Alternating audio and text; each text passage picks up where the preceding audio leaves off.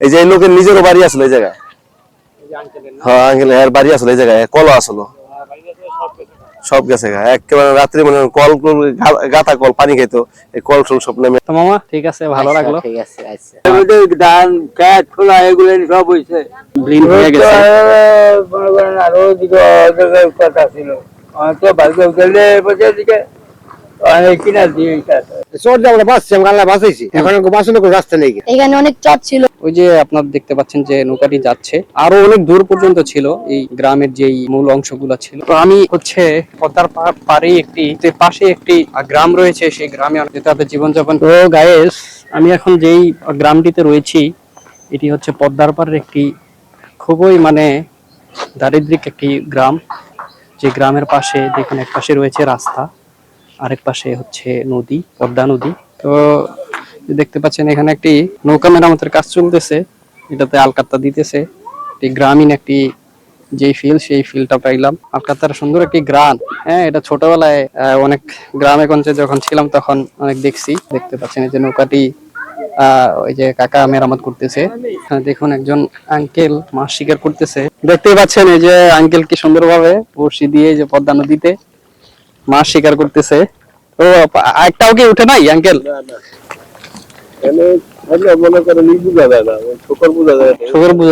অনেক ঢেউ তো এই যে আঙ্কেল, অনেক স্রোত, তো এই জন্য মানে এটা তো ধরার জন্য সম্ভবত আপনার ওই যে খাল টাল ওগুলাতে ভালো, কি জন্য এখানে তো প্রচুর স্রোত বিষয় আর কি, উনি মাছ ধরতেছে। খুবই ভালো লাগলো দেখে। দেখুন এখানে এটা কি পিকনিকের জন্য মনে সম্ভবত না? ও আচ্ছা।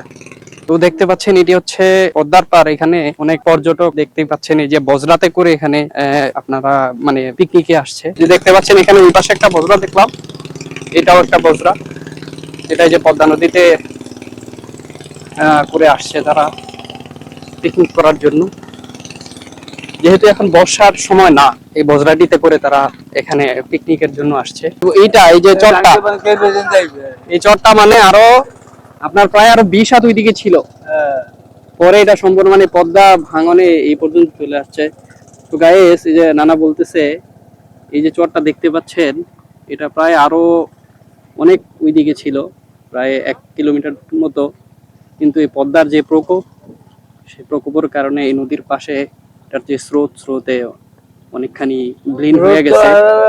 মনে করেন আরো দিকে কথা ছিল তো ভাগ্য গেলে বসে দিকে কিনা দিয়ে ওদিকে গেছিলেন? না আমি যাবো ওইদিকে। না না মানে আপনার বাসাতেই দিকে না? এই রোড একদম বরাবর। আচ্ছা, ওনার বাসা হচ্ছে এই গ্রামেই, এই যে পাশেই নদীর পাড়েই। তো উনি বলতেছে যে মানে খুবই ভয়াবহ অবস্থা, যেহেতু এখন কয়েকদিন পরেই তো বর্ষা। এই বর্ষাতে তো মনে হয় যদি পদ্মা যদি ভাঙা শুরু করে তাহলে তো এইটাও থাকবে না, ঠিক না? এই যে এইদিকে তো আগে অনেক ঘরবাড়ি মনে ছিল, গাড়ি উড়ালে মানে চলতো, কিন্তু এখন এই পদ্মার ভাঙনের দেখতে পাচ্ছেন তারা কতটা সংগ্রামী জীবনযাপন করে এখানে, কতটা ভয়ের ভিতরে থাকে। এরকম মানে পদ্মার ভয়াবহতা তো আমরা মোটামুটি অনেকেই জানি যে কতটা ভয়াবহ পদ্মা। চক্ষু হাসপাতাল পর্যন্ত ওই চড়া ছিল, ওই চড়া এখানে দেখতে পাচ্ছেন কিনা একটা নৌকা রয়েছে, ওই পর্যন্ত প্রায় ছিল এই চরটা, মানে মোটামুটি মুসা চড়া ছিল, মুসা চর। ধান খেত খোলা এগুলো সব হয়েছে। মানে এক সময় এখানে চাষাবাদও করতেন আপনারা, মানে এখানে জমি ছিল এরকম?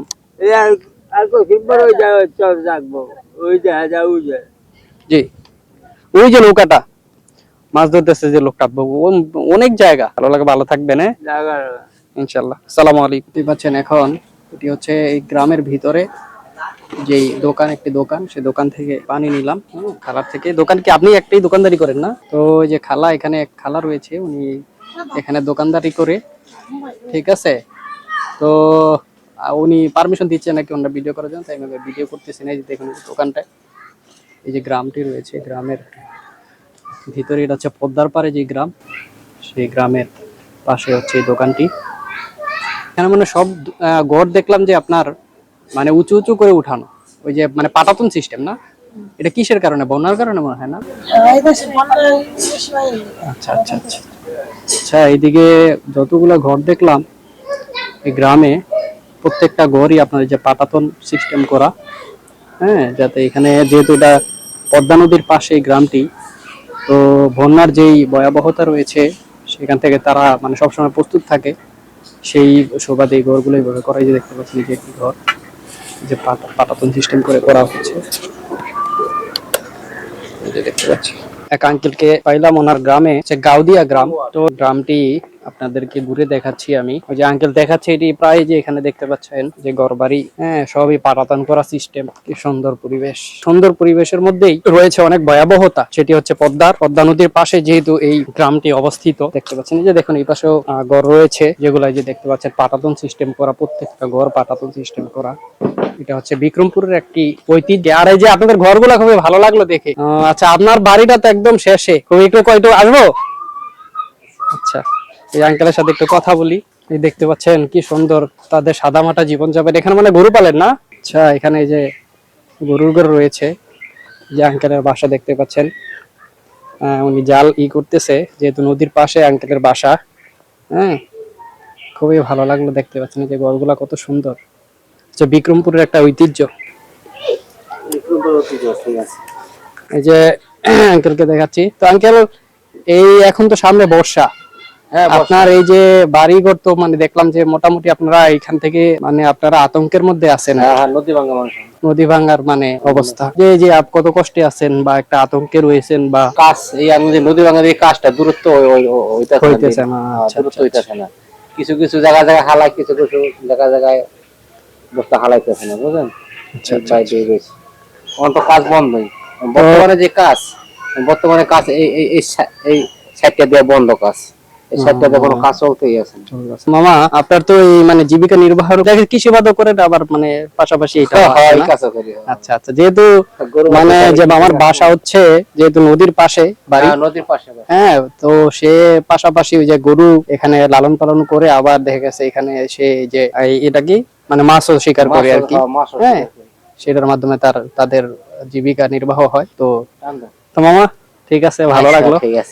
ঠিক আছে, তো দেখানোর জন্য যে তাদের যে ভয়াবহতা রয়েছে, সেই ভয়াবহতা নিয়ে কিছু তথ্য দেওয়ার জন্য আঙ্কেলের সাথে চলে আসলাম। এখানে একটা এই আসলো কল আসলো, এখানে বাড়ি আসলো, সম্পূর্ণ মনে করেন নদীতে এক রাত্রের মধ্যে মনে করেন ডুবে গেছে। এই যে আপনাদের যে গ্রামটা রয়েছে, গ্রামটা মানে কত দূর ছিল ওইদিকে? প্রায় আরো 10 কিলো ছিল। 10 কিলো ছিল। হ্যাঁ, এইগুলো সব আঙ্গুল লোহজন থানার মধ্যে পড়ছে। এই যে সামনে চর দেখেন, চরের পরেও আছে, এই সব আঙ্গুল লোহজন থানার ভিতরে পড়ছে। এইদিকে তো আরো মনে হয় অনেক মানুষের বাড়িঘর ছিল। হ্যাঁ, বাড়িঘর ছিল। এই বাড়িঘর গুলো মানুষ এইদিক ছিল, সব আরো দক্ষিণে ছিল। এই বাড়ি, হ্যাঁ, এগুলো ভাঙার পরে মনে করেন মানুষ এলোমেলো হয়ে গেছে গা, আরো এইদিক গেছে গা। এই যে এই লোকের নিজেরও বাড়ি আসলো এই জায়গায়। হ্যাঁ, আঙ্কেল এর বাড়ি আসলো এই জায়গায়, কল আসলো, সব গেছে গা। একেবারে রাত্রি মনে কল গাতা কল পানি খাইতো, এই কল সব নেমে গেছে একবারে পরিস্থিতি। এখানে মানে তাদের মানে বসবাস করার মতো অনেক বাড়িঘরই ছিল। জি, বাড়িঘর ছিল অনেক, কিন্তু এখন মানে এই যে পদ্মার যে ভাঙন, সেই ভাঙন সব মানে বিলীন হয়ে গেছে। এখানে 40 হাত পানি আছে। এই নৌকাটার মাথা দেখেন না, এখানে 40 হাত পানি আছে। 40 হাত পানি? হ্যাঁ, 40 হাত পানি। এই জায়গাটা প্রচুর গভীর। মানে এই যে বলতেছেন যে বস্তাগুলা নিচেও মানে পানি? হ্যাঁ জি, এখানে অনেক পানি। যে বস্তাগুলো ফালা রাখছে, মনে করেন নিচে অনেক অনেক গভীরতা। এই একটু কোনো মতে একটু জ্বর তুফান হইলে মনে করেন এগুলো সব নিয়ে যায়। হ্যাঁ, সব নিয়ে যায়। এই বাড়িটা তো সম্পূর্ণ ঝুঁকিপূর্ণ অবস্থায়।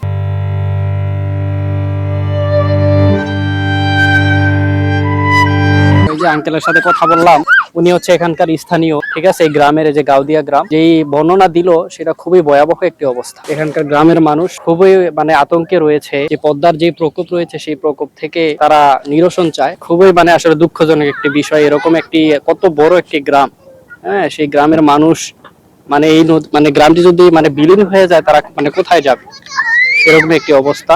আর একটা সময় এখানে প্রচুর পরিমাণে জমি ছিল, প্রায় 10 কিলোমিটারের মতো জায়গা ছিল, সম্পূর্ণ সবই পদ্মায় বিলীন হয়ে গেছে। খুবই ভালো লাগতো আপনার সাথে কথা বলে। ঠিক আছে, ইনশাআল্লাহ দেখা হবে। তো ওই আঙ্কেলের সাথে একটু কথা বললাম, উনি আমাকে দেখালেন। এই দেখতে পাচ্ছেন এখানে আমার পাশে আরো যে বাড়িঘর রয়েছে দেখতে পাচ্ছেন, এটা সম্পূর্ণ পদ্মার পারে। পদ্মার যে প্রকোপ রয়েছে সেই প্রকোপে এটা মানে বিলীন হয়ে গেছে, তো সেটাই আমাকে দেখালো। এই যে দেখতে পাচ্ছেন আমি এখন যে জায়গাটিতে রয়েছি, এটি হচ্ছে একদম শেষ প্রান্তে, একবার গ্রামের যেই শেষ প্রান্ত সেই শেষ প্রান্তে আমি রয়েছি। হ্যাঁ, দেখতে পাচ্ছেন এই যে এই বাড়িঘরগুলোর যেগুলো রয়েছে, এই বাড়িঘর যে যারা এখানে বসবাস করে তারা খুবই সমস্যাতে রয়েছে।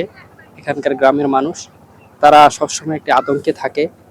দেখতে পাচ্ছেন এই যে পদ্মার যেই ভাঙন, সেই ভাঙনে তারা মানে খুবই কষ্টে জীবনযাপন করতেছে। তো সেটি আজকে আপনাদেরকে আমি আমার এই ব্লগের মাধ্যমে তুলে ধরলাম কিছুটা। ভিডিওটি এখানেই শেষ করছি। আমার ভিডিওটি যারা দেখে যদি ভালো লাগে অবশ্যই লাইক কমেন্ট শেয়ার করতে ভুলবেন, সাবস্ক্রাইব করে বেল আইকনটিতে ক্লিক করে রাখবেন। তো সবাই ভালো থাকুন, সুস্থ থাকুন। ভিডিওটি আজকে এখানেই শেষ করছি।